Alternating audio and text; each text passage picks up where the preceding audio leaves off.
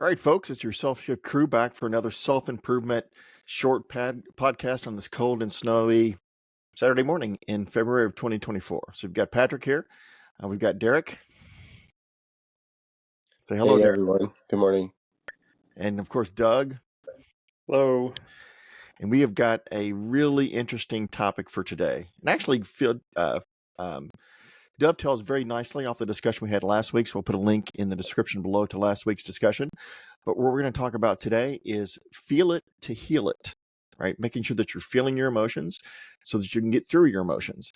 A couple of other ways that, we say feel it to heal it, but, there's other ways to say it as well. One of the concepts is the only way through, or the only way over is through, or the only way out is through, maybe is better said. And avoiding tough feelings simply doesn't work. So I can attest from personal experience, as the king of suppressing feelings for many, many years, it absolutely does not work. Right. So we're going to get into that today. And again, we're going to touch on a few things like acceptance and persistence, or what you resist persist, and follow up to our conversation of last week. But before I jump into that, let's go around the room here. Doug, let's start with you. What's your take on this subject? Any personal experience? Yeah, I think. Oops, is there an echo? Sorry. Yeah, I think every topic you throw at us, I think for myself personally, I'm like, oh, that's a really challenging one. That's an area that I don't do very well at. Like you said, you're the king of suppressing. I think I've been a king of sort of avoiding or distancing myself from these kinds of things. And, sitting down to think about this one, I had to really think about, like, at the end of the day, I'm probably carrying around things with me that I've never really put the time in to kind of say, hey, what is bothering me? What unresolved sort of things do I have going on that are probably holding me back? So I do feel like even coming into this call is like, I'm gonna learn a lot from these guys on this call, because I think this is a space I'm not very good at. Well said, Derek. Yeah, so I think feel it, heal it. I think there's one thing I learned and have been learning is what you can't be with won't let you be, and so there's a lot behind that. But when you talk about feelings, we all have them. It's something that is generated from something or someone. Somebody says something to you that's mean or rude or hateful, and it creates a feeling. Or somebody says something to you, it's nice, positive, and uplifting, and it creates a feeling. So we all have them, and it's a pursuit of learning how to navigate that feeling to get to where you want to be. I think that it's a space. Everybody aspires to have peace, they have joy, have harmony in their life. That's the feelings of that lifts you up, that moves you forward. And so it takes a lot of work to control your mind, your thoughts, because that's where I feel like a lot of your feelings generated from is like what you tell yourself you are.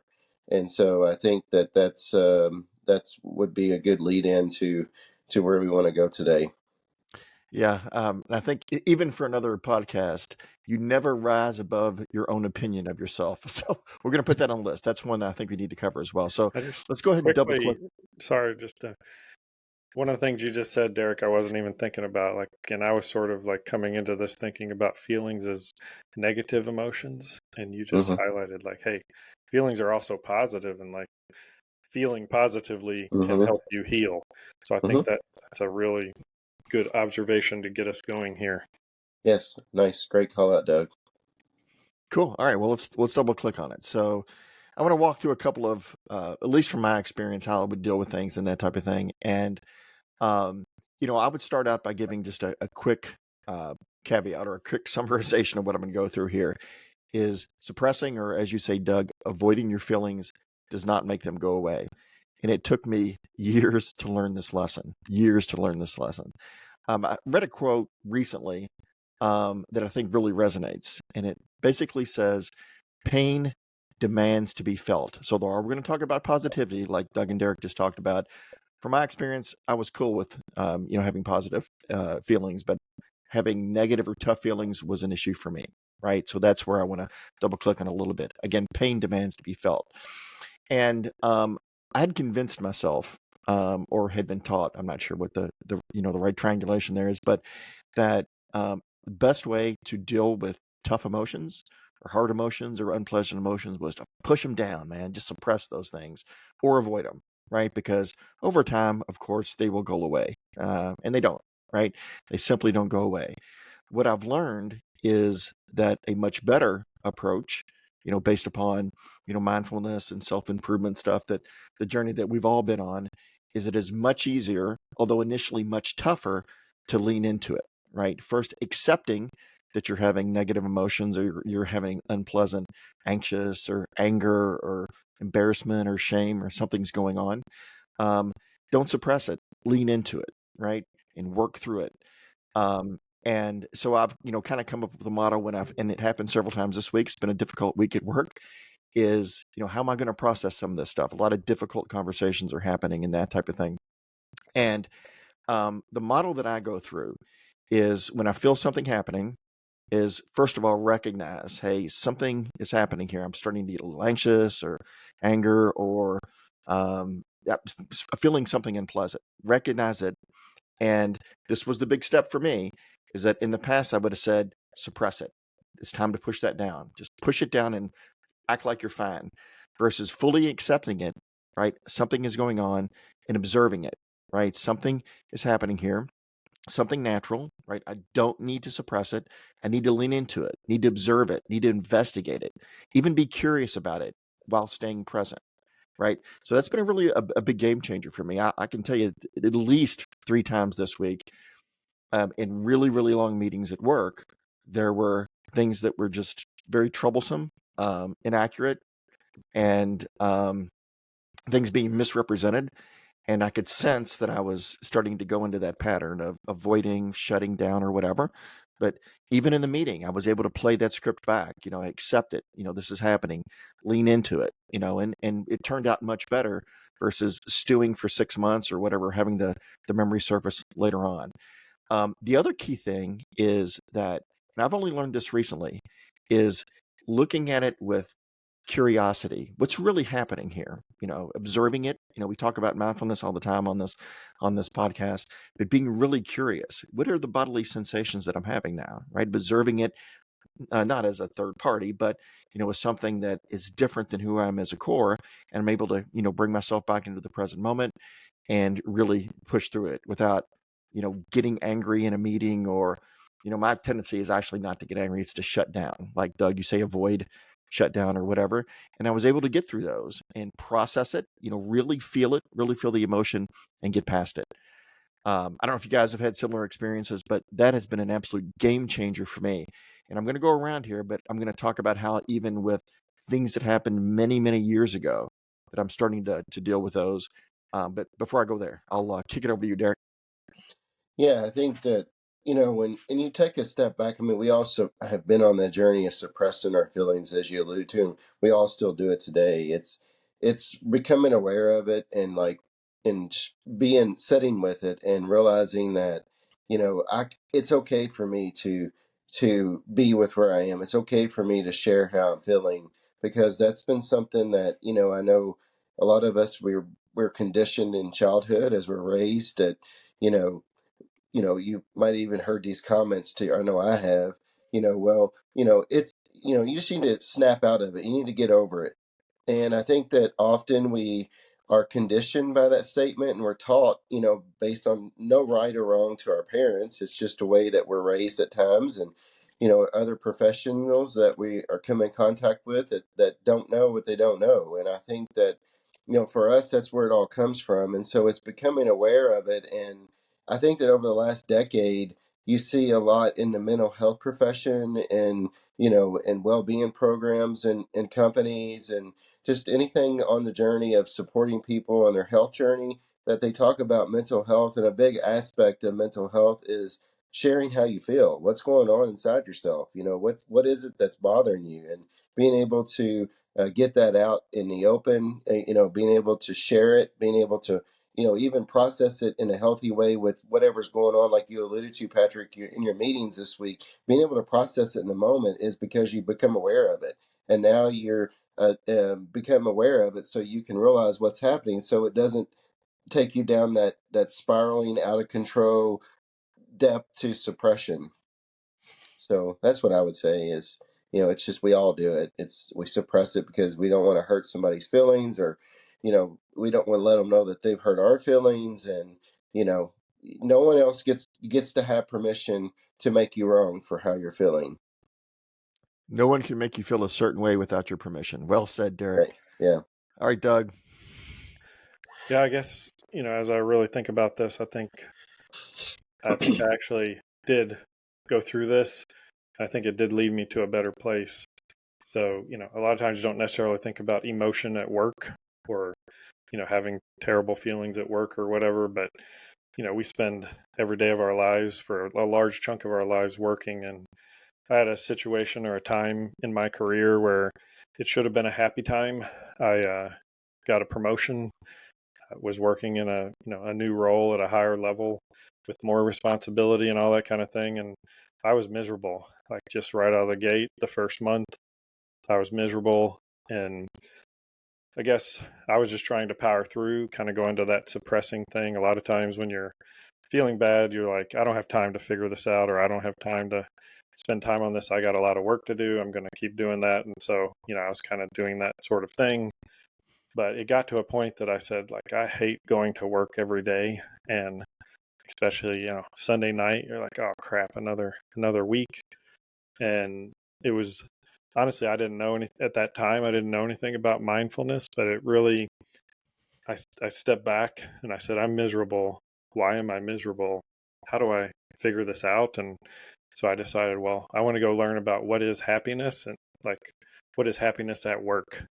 And so I started to read books about happiness. There's like The Happiness Advantage, I think is somebody, Acor, and there's The Happiness Equation, which is another good book.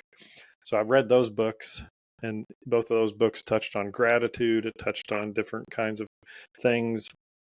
And then they led me to another book that they both talked about mindfulness and meditation, but it led me to another book that really got me hooked into mindfulness and really got me starting to do it. It was 10% Happier by Dan Harris. And then I started using the 10% Happier, which I use to this day.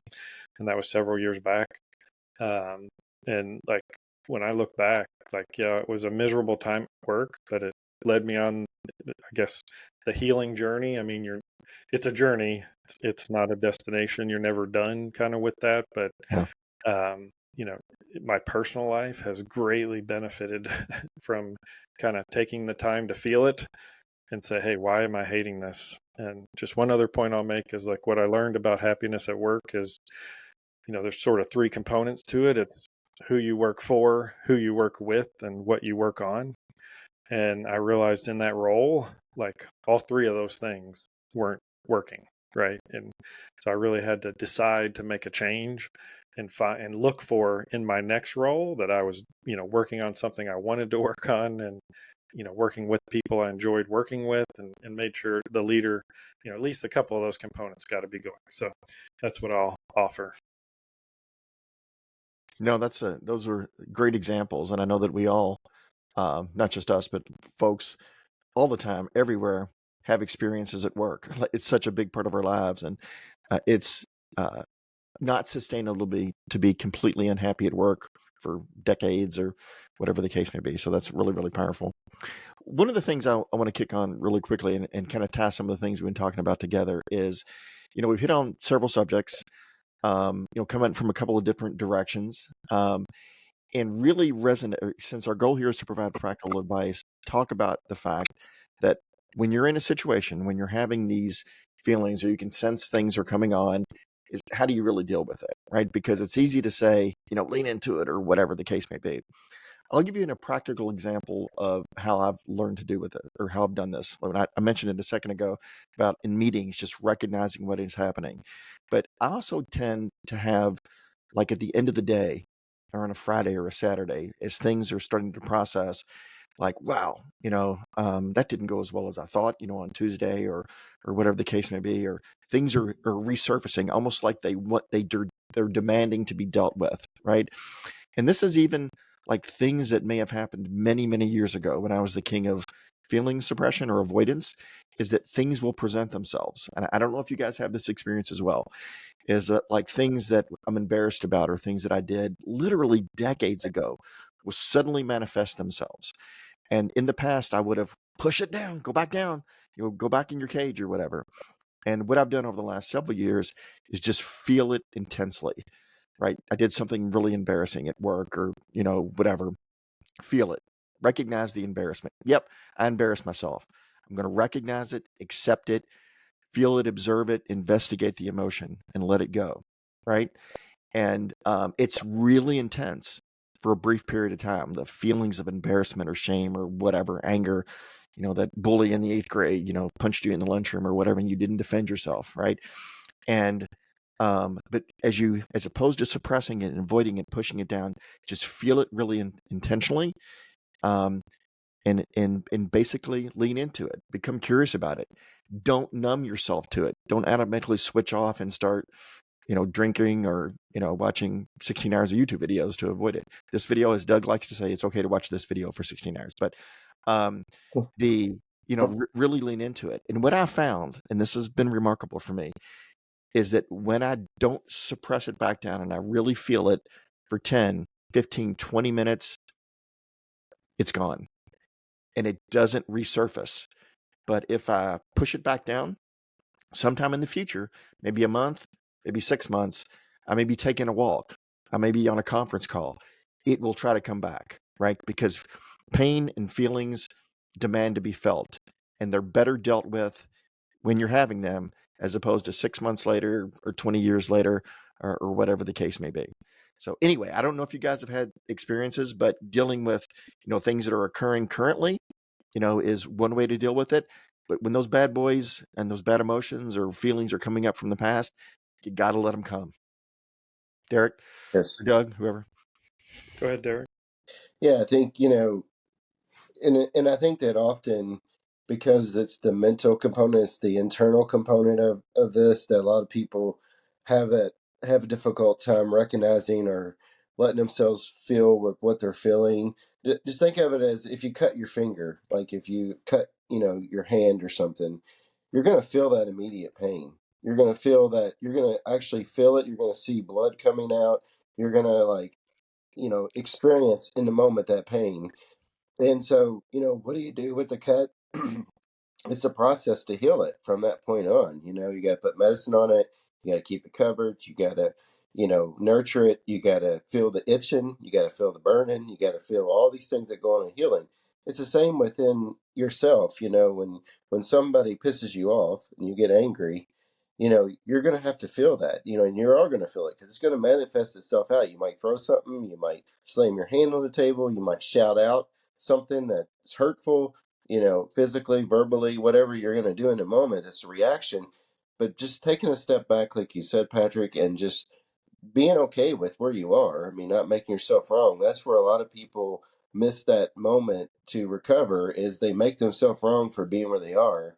And so I think that's an important defining moment in this journey of being able to process it and move beyond it is don't make yourself wrong for being angry or feeling sad or feeling even, you might be in a situation where there's misery all around you and misery loves company, but you're feeling joyful for the day. So you be joyful and don't let the another's feelings impact who you are in that moment. So I think there's a big lesson there is don't make yourself wrong for being where you are in the moment, but it's not okay to stay there because your health, your well being, and your positive mindset, your positive emotion is much more important than staying in that cycle of negative feeling and emotion. I saw a good quote that goes with exactly what you said. Feel it, don't dwell on it. Right. Mm-hmm. So, take the time to kind of process it, but don't make that your sole focus and just stay on it. How do you all reconcile our whole notion of don't focus on the past, focus on the present and, don't overthink about the future. But in here we're talking and exactly what you said, Patrick. I have things from years ago that will regularly come up for me and I'll think to myself, hey, there's nothing I can do about the past. Don't focus on it. Versus what I, just heard from you is maybe because they do come up regularly, I need to take the time to kind of get curious and lean into them and kind of process them in order to like let them go. What's your reaction about that? Yeah, so I think it's a great point, and hopefully others will benefit from this, but it has been game changer for me is that really two key components is the first is feel it. When things come up from the past, feel it. It's hard to admit that you embarrassed yourself or you did something that was shameful, that you're not proud of, or that your current person would never do, never consider doing, but a past, less mature, less seasoned, less developed person would have done things. You've got to accept it, right? That it happened and feel the intense emotion, the embarrassment, the shame, the anger, or whatever. I think those are key. And this is really important, once that is done, you've got to accept that the past could not have turned out any differently, right? You cannot negotiate with the past. The past is immutable, right? You've got to live in the present and plan for the future. So those three things in combination have been a game changer for me in the sense that when you look back and you may say, how could I have been such an idiot or such a moron or whatever the case may be. Please don't talk to yourself like that for folks listening here. But be kind to yourself. Be kind to Patrick yourself, mantra. yes. But, accept it, feel it, and recognize that the past cannot be changed. But you control the present and you control the future. You are the star of your movie. Derek, what are your thoughts? Yeah, I think that's great. That's great. You're the star of your movie. I think that the past, it starts with your thoughts, and if you are thinking about the past and what's happened in the past, it will take you down because you start feeling an emotion. Because again, Patrick, when you alluded to earlier, you suppressed, you for so many years you suppressed how you were feeling. Well, that suppression, in that moment of that suppression, you're basically just taking yourself back to that feeling that from the past, Yep. in that moment. And I think that the deciding factor there for your journey to well-being and recovery is to deal with it in the now. And all these great tips that we've been talking about, but there's always a deciding factor in your thoughts. Like, am I going to allow myself to think about the past and go back down into that past and all those details and what's happened and let it create all that negative, or some regards you might think about the past in a good way. It might bring up positive emotions, which is fine, but you're still going back into the past. So I think that be here now, live in the now. I think that whatever is happening in the moment around you, you just got to recognize it, become aware.